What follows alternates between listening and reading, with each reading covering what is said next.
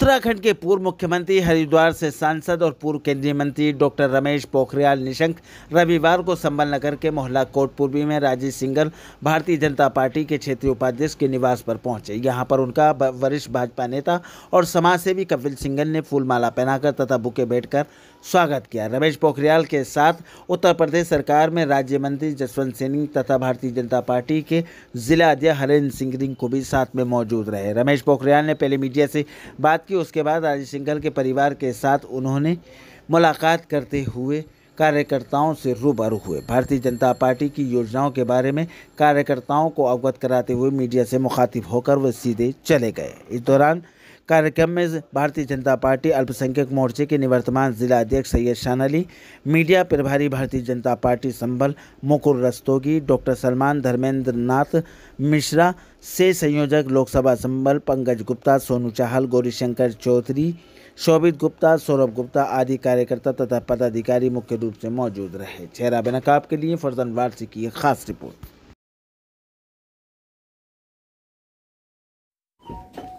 पूरे देश के लोगों ने इसका रिजल्ट पहले से ही मन में बसाया हुआ है।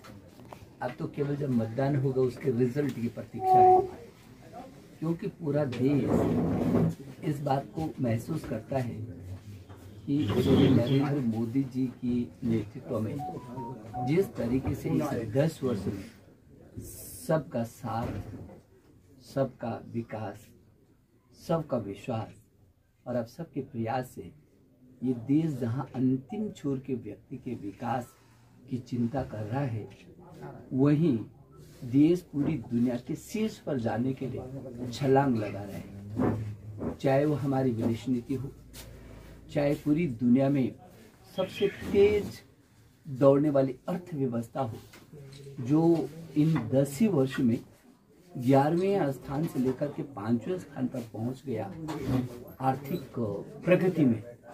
और सारी दुनिया इस बात को मानती है, चाहे अमेरिका हो, चाहे जर्मनी हो, चाहे जापान हो, ये विकसित देश भी इस बात को एहसास करते हैं कि नरेंद्र मोदी जी की अगुवाई में हिंदुस्तान पूरी दुनिया में छाने लगा है। ये देश भी यही महसूस करता है, बच्चा बच्चा भी ये महसूस करता है। हमारी नोट की चाहे कीमत कम हुई या बढ़ी, किसी भी पार्टी का कोई कार्यकर्ता क्यों नहीं है, आज वो भी ये महसूस करता है कि अगला प्रधानमंत्री नरेंद्र मोदी जी ने ही होना है। इसलिए कोई भी व्यक्ति अपना वोट खराब नहीं करना चाहता है। मुझे इस बात की खुशी है कि मैं संभल लोकसभा का प्रवास मैंने किया है। उधर हम लोग अभी अमरोहा लोकसभा का प्रवास कर रहे हैं, रामपुर लोकसभा का, मुरादाबाद लोकसभा का। ये 4-5 लोकसभाओं को तो मैं ऐसा देख रहा हूँ, हमारे जो उत्तर प्रदेश सरकार के यशस्वी मंत्री हैं, जो हम मुख्यमंत्री के प्रतिनिधि के तौर पर इस क्लस्टर के प्रभारी के रूप में भी हैं, हमारे क्षेत्रीय उपाध्यक्ष, जिलाध्यक्ष सहित हमारे वरिष्ठ लोग आज जिस वातावरण का सृजन किया है, आज मैं देख रहा हूँ कि यहाँ सब एक तरफा माहौल है।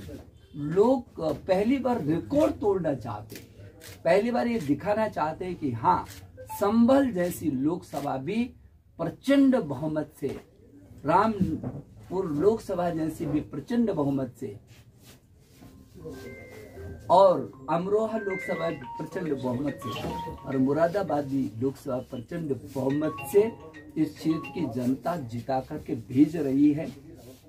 और क्यों ना हो, अंतिम छोर पर बैठे रहने वाले व्यक्ति को जिस तरीके से फ्री आवास मिला, जिस तरीके से 80 करोड़ लोगों को आज तक भी फ्री अनाज मिल रहा है, जिस तरीके से गरीब को गैस कनेक्शन मिला, उसको भोजन बनाने के लिए भोजन फ्री, राशन फ्री मिला, जिस तरीके से उसके घर में नल जल मिला, जिसके 70 वर्षों के बाद, 75 वर्षों के बाद जो अंधेरे में था उसको रोशनी मिली, विद्युत कनेक्शन मिला, फ्री विद्युत कनेक्शन मिला, जिसको हर दृष्टि से, चाहे आवास हो और चाहे उसके अंदर शौचालय हो, चाहे पानी हो, चाहे फ्री राशन हो, चाहे गैस कनेक्शन हो, और इतना ही नहीं तो उसके स्वास्थ्य की भी चिंता करना, उसके जीवन के, उसके परिवार के जीवन की, लोगों की रक्षा करना, आयुष्मान भारत के तहत जो लाखों लाखों लोगों को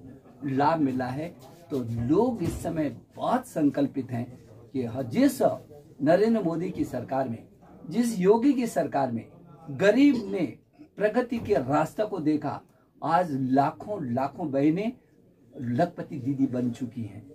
आज चाहे महिला कल्याण की दिशा में हो, युवा कल्याण की दिशा में हो, वो अंतिम छोर पे हो, सड़कों का जाल है। आप बगल में देख रहे हैं मेडिकल कॉलेज, कभी किसी ने सोचा था कि बगल में मेडिकल कॉलेज बनेगा? चिकित्सा, शिक्षा, स्वास्थ्य, पानी, बिजली, हर क्षेत्र में चौतरफा विकास हो रहा है, विकास की गंगा बह रही है। इसलिए ये जो लोकसभा का चुनाव है, ये नया इतिहास गढ़ने वाला है। एक तरफा पूरे देश के अंदर उत्तर प्रदेश की 80 की 80 लोकसभाओं को हम जीतने वाले हैं, उत्तराखंड की 5 लोकसभाओं को हम जीतने वाले हैं, और देश में एक तरफा मतदान करके तीसरी बार देश के यशस्वी प्रधानमंत्री पुनः नरेंद्र मोदी होने वाले हैं। ये न केवल देश महसूस कर रहा है, बल्कि दुनिया के देशों ने तो 2025, 26, 27 तक के उनके कार्यक्रम लगा दिए हैं तमाम देशों के। इस बात का प्रमाण है कि पूरी दुनिया जानती है कि अगला प्रधानमंत्री नरेंद्र मोदी ही। रमेश जी, संभल में 100 वर्षों से लगातार मांग चली आ रही रेलवे लाइन की, आपकी सरकार भी है, लोगों की ये उम्मीदें हैं, कब पूरा कर पाएंगे इस सपने को? संभल बारी बारी से कर रहे हैं। कभी आपने सोचा था कि यहाँ पर मेडिकल कॉलेज होगा? किसी ने ज्ञापन तक नहीं दिया होगा, लेकिन मेडिकल कॉलेज बना है। आप जिस रेल लाइन की बात करें, जितना रेलवे के क्षेत्र में काम हुआ है, इतिहास है। अब जिस रेलवे लाइन की बात कर रहे हैं वो भी होगा यदि उसकी आवश्यकता है। हर हालत में ये काम भी पूरे होने वाले हैं। अभी तो 10 साल, जो 60 साल में कांग्रेस और उससे समर्थित दल नहीं कर सके थे, नरेंद्र मोदी जी ने 10 साल के अंदर करके दिखाया। अभी देखते रहिए, अभी तो विकास की हमारे चंद कदम दूर यानी कल की मंदिर है, जबकि समस्त हिंदुओं की आस्था है। जहां आप बैठे हैं वहां कल की भगवान का वो है, लेकिन यहां से दूर ग्रामीण क्षेत्र में क्यों बना? वो भी एक ऐसे कांग्रेसी व्यक्ति को क्षेत्र में। आप अपनी आस्था, इसका मतलब है कि आस्था संभल वालों में नहीं है, कोर्ट वालों में नहीं है, या के संभल में नहीं है। जिसे प्रश्न करिए, ये तर्क मत दीजिए। आपका प्रश्न आस्था है तो कौन रोक रहा आपको आस्थे से? तो यहाँ का आपको आस्था से आप हटाया नहीं, गलत हटानी बात इसका महत्व कम हो गया। मैं क्यों महत्व कम हो गया? बीजेपी 400 का नारा दे रही, खत्म करो। सर, अखिलेश यादव जी का एक बयान आया है जिसमें उन्होंने कहा है कि जिस तरह से हिटलर की सरकार हिटलर के गए थे, इसी तरह से 2014 में बीजेपी आई कि 2024 में चली जाएगी। उन्होंने एक तरह से मोदी सरकार की तुलना हिटलर से की है, क्या कहेंगे?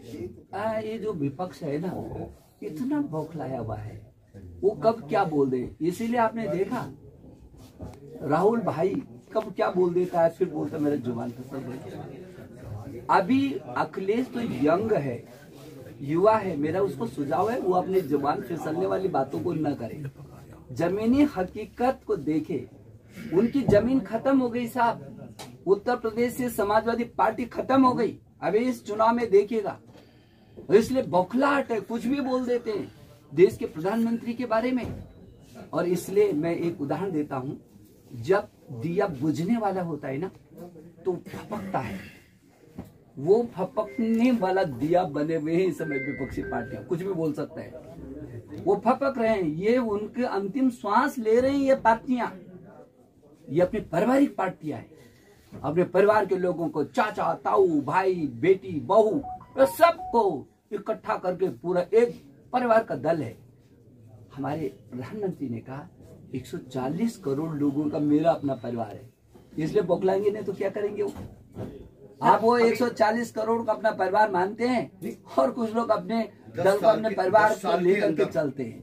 तो इसलिए जो उन्होंने बयान दिया उसका जवाब हिंदुस्तान की जनता इसी समय दे देगी। और उत्तर प्रदेश की जनता 80 की 80 सीटें एक तरफा होंगी, तब उनको जवाब मिल जाएगा। हमारी आर्थिक की कीमत कम हुई है बड़ी।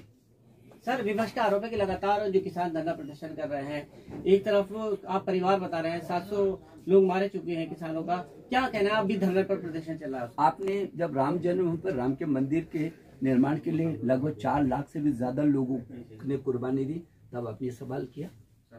जब धारा 370 हटी, 40,000 लोगों ने वहां कुर्बानी दी, आपने चर्चा की। किसानों की हितैषी जितने हमारी गवर्नमेंट है, कोई सोच भी नहीं सकता।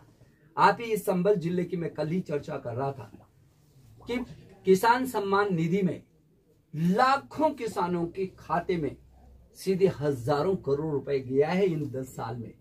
जितने किसानों के हितों की रक्षा हुई है उसकी आय 10 साल में लगभग दुगना करने का जो संदेश हुआ है, जो कार्य हुआ है, किसान सब भारतीय जनता पार्टी के साथ हैं। सारे किसान नरेंद्र मोदी जी के साथ हैं। वो जानते हैं कि एक ही व्यक्ति है जो बेईमानी को खत्म कर रहा है, भ्रष्टाचार को मिटा रहा है, किसानों को सम्मान दे रहा है। अब जो किसानों को कुछ नेता हैं उनसे भी अनुरोध करेंगे, वार्ता चल रही है, निश्चित वो वार्ता सार्थक होगी। लेकिन देश का किसान प्रधानमंत्री जी के साथ है, योगी जी के उत्तर प्रदेश का किसान योगी जी के साथ है। कितना विकास कर रहे हैं योगी जी। कानून व्यवस्था आज आप संभल को देखिए, ये रामपुर को देखिए, इस मुरादाबाद को देखिए। पहले क्या थी कानून व्यवस्था? यहाँ पर जो घर से बाहर निकलता था वो परिवार में फिर लौट करके आ जाएगा, भरोसा नहीं होता था। माँ बहनों का सम्मान कहाँ था? आज इस क्षेत्र का व्यक्ति अपने को स्वाभिमान और सम्मान के साथ न केवल जी रहा है बल्कि विकास की दौड़ में भाग रहा है आगे, और उसको भरोसा है उसके साथ कभी कोई गुंडागर्दी नहीं करेगा। मेरी बेटी, मेरी माँ, मेरी बहन को सबको पता है, और इसीलिए एक तरफा माहौल हो रखा है। इस माहौल को जो ये तूफान है, ये जो आंधी है, इसमें ये कहीं टिकने वाले नहीं है, इसलिए इनकी बौखलाहट। भाजपा नेता राकेश टिकैत का ये कहना है कि जयंत चौधरी को गठबंधन करने से पहले किसानों के बड़े नेताओं से बात कर लेनी चाहिए थी। उस पर क्या कहते हैं? कौन क्या सुझाव देता है ये उनके अपने सुझाव। अरविंद केजरीवाल जी और देश के जो मुख्यमंत्री हैं वो सीबीआई से और ईडी से बहुत डरे हुए हैं, क्या कहेंगे? डरना चाहिए, जो बेईमान है उसको डरना ही चाहिए। जो ईमानदार है वो ताकत के साथ खुश है। उसने जो ईमानदार है वो कह रहे हैं ईडी ने, सीबीआई ने, दुनिया की कोई बड़ी सी एजेंसी ले आओ ना। ये तुम डरे क्यों? इसीलिए तो ये डर इकट्ठा करके कहीं का ईंट, कहीं का रोड़ा, ये भानुमती का कुनवा जोड़ा, ये भानुमती का कुनवा जोड़ रहे। अरे रोको रे मोदी को, तुम्हारा भी नंबर आ जाएगा नहीं तो, क्योंकि बेईमानी की है, भ्रष्टाचार किया, देश को लूटा है। अब लुटेरों का राज नहीं है।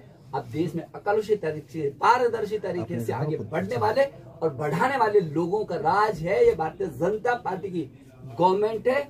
नरेंद्र मोदी इस देश का प्रधानमंत्री है, जो गरीब की झोपड़ी से जाकर के आज न केवल इस देश का लोकप्रिय प्रधानमंत्री बना बल्कि दुनिया का सबसे ताकतवर लीडर भी बना, जो दुनिया के लोग उसको देख करके महसूस कर रहे हैं। कभी किसी देश में संकट आएगा, वे नरेंद्र मोदी जी से बना करके चलो, हिंदुस्तान से बनाकर चलो, ये संकट को दूर करेंगे।